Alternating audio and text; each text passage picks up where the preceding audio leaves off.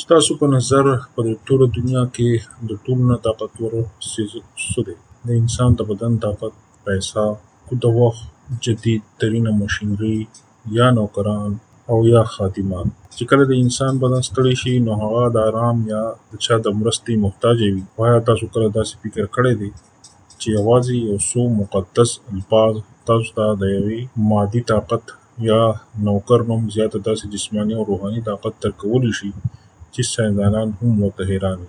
نن زه تاسو ته په تاریخ کې د داسې یو پیښې قصه کوم چې هلته د دنیا د ټولو نه غوره انسان محمد مصطفی صلی الله علیه وسلم نه د کور د سختو کارونو لپاره د یو ژوندي نوکر یا خادم غوښتنه وشوه، او د کایناتو سردار د نوکر په ځای داسې یو څو کلمات ورکړل چې د کایناتو تر ټولو لوی انرژي او طاقت پکې پټ و.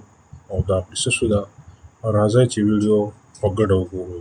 دا د مدینې منورې هغه د برکتونو ډک وخت دی کله چې د سرور کاینات صلی الله علیه وسلم لور بی بی فاطمه رضی الله عنها په خپل مبارک کور کې د ژوند سختۍ په خپلو لاسونو تېرولې. هغه د مدینې د ښځو سرداره وه، او د کور ټول کارونه یې په خپلو لاسونو کول، حتی تر دې چې د میچنې د ګرځولو د وجې په مبارکو لاسونو کې تڼاکې او نښې جوړې شوې وې. لکه وینه به په مشک کې د اوبو د راوړلو په وجه په سینه مبارکه باندې د رسۍ نشانې پاتې شوې وې، او په کور کې د جارو د ورکولو د وجې جامې تل په خاورو په غبار باندې لړلې شوې وې.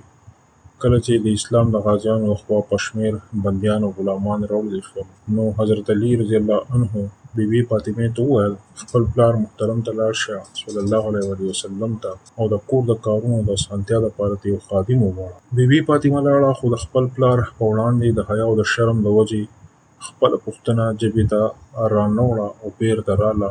خو ګوري چې پلار خو د لور په زړه پوهېږي، نو بله شپه پخپله د دې رحمت للعالمین رسول الله صلی الله علیه وسلم د هغوی کور ته تشریف راوړ. حضرت علي رضی الله عنه فرمایي چې کله رسول الله صلی الله علیه وسلم زموږ کور ته راغی، موږ په ټیم کې ورکېدلو ته ورنږدې وو، خو رسول الله صلی الله علیه وسلم وفرمایل په خپلو ځایونو پاتې شئ. بیا رسول الله صلی الله علیه وسلم په منځ کې داسې کېناستو چې ما د هغو د مبارکو قدمونو یخوالی په خپله سینه باندې محسوس کړو. بیا نبي کریم صلی الله علیه وسلم داسې د حکمت خبره وکړه چې د قیامت تر ورځې پورې به د انسانانو لپاره د طاقت یو نوی راز ښکاره شي. رسول الله صلی الله علیه وسلم وفرمایل آیا تاسو ته داسې یو څیز ونه ښیم چې ستاسو دپاره به هغه د خادم د نوکر نه هم ډېر بهتر وي او ډېر غوره وي؟ تاسو یې غوښتنه کوله. کله چې تاسو دواړه خپلو بسترې ته راشئ نو دا کلمات ووایئ: 33 ځله سبحان الله، الله پاک دی، 33 پارې الحمدلله چې ټولې ستاینې د خدایتوب صرف الله لره دي، او 34 پارې الله اکبر چې الله د ټولو نه لوی دی. رسول الله صلی الله علیه وسلم وفرمایل چې دا ستاسو لپاره ډېره د خادم نه غوره ده. صحیح بخاري 5361 او صحیح مسلم 2727 یعنی 2727 نمبر حدیث دی. دونه مضبوط حدیث دی. دلته د فکر خبره دا ده چې نبی کریم صلی الله علیه وسلم په کور کې خادمان او غلامان شته دی، او هغوی کله هم خپلې لور ته د مادي څیزونو ورکولو نه انکار نه کوو، خو نبي صلی الله علیه وسلم انسان په ځای هغوی ته الفاظ ورکول راولي. او دې وجه څه وه؟ ځکه چې زمونږ لوی ښوونکي، لوی استاد، هغه پوهېدو چې مقدس او د الهي ذکر الفاظ د انسان په وجود او د هغو په لاشعور یعنې په سب کانشیس مایند باندې داسې زوروري چې د هغې نه داسې انرژي پیدا کېږي چې د لسو نوکرانو نه هم زیات جسماني او ذهني طاقت انسان ته هغه بخښي. کله چې انسان په پوره باور سره دا ووایي چې الله اکبر، الله د ټولو نه لوی دی، نو د هغو د دماغ او د اعصابو نه کمزورتیا او ټول منفي فکرونه ختم شي. دا کلمات یوازې د ژبې خبرې نه دي، دا ستاسو د روح او د بدن د چارج کولو د ټولو نه لوی میکانیزم دی.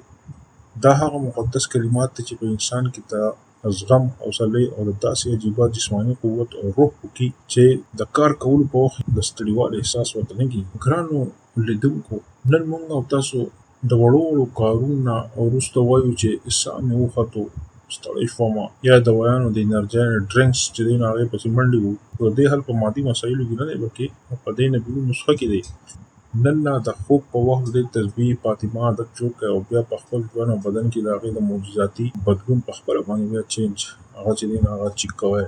کو تاسو ته د الفاظو د طاقت د قصه او د حدیثو مبارک د درس خوښ شوي نو ویډیو لایک کړئ، ځواب په نیت باندې نورو ملګرو سره شیر کړئ او زموږ چینل سبسکرایب کړئ او په کمنټس کې په خپله راته خامخا ووایئ چې د ژوند د نورو رازونو په اړه به راتلونکي ویډیو کې خبرې کوو. تر هغې پورې د الله په امان.